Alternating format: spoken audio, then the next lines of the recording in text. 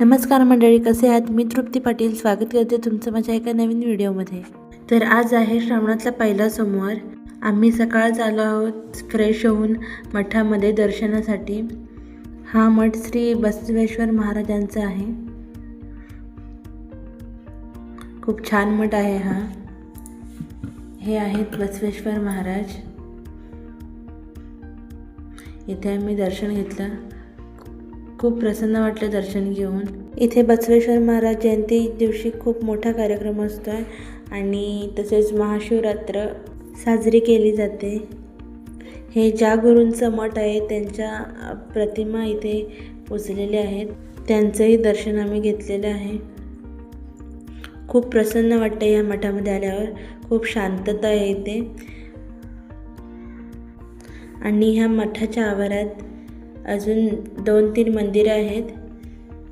त्यातलंच हे एक आहे मंदिर. शिव पार्वतीचं मंदिर आहे. खूप प्राचीन मंदिर आहे.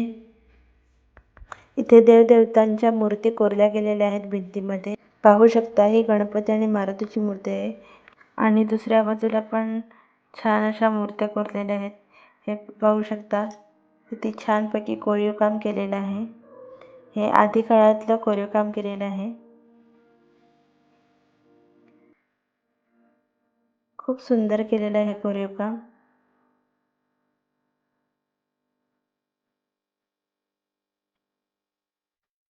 चला तर मग आपण आता शिव पार्वतीचं दर्शन घेऊयात.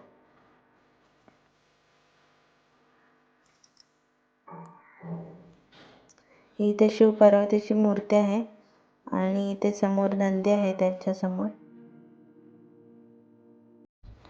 मस्त छान असं आम्ही दर्शन घेतलं. साई आमच्या आता सध्या खूप मस्ती करत आहे. तिला खूप वेळ घेत होते दर्शनासाठी पण काय येतच नव्हते.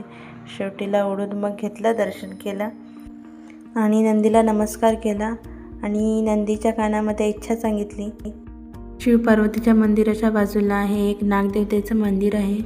हे मंदिर खूप सुंदर आहे. आज सोमवार आहे त्यामुळे इथे नागदेवतेवर आज अभिषेकही घातलेला आहे.